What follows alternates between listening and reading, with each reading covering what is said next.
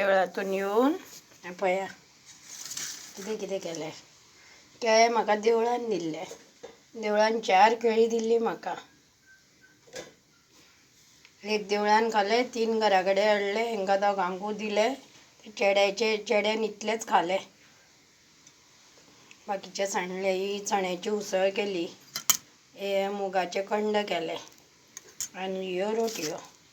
रोटी म्हटल्यार चपाती. कितली पातळ आनी कशी केला पळय.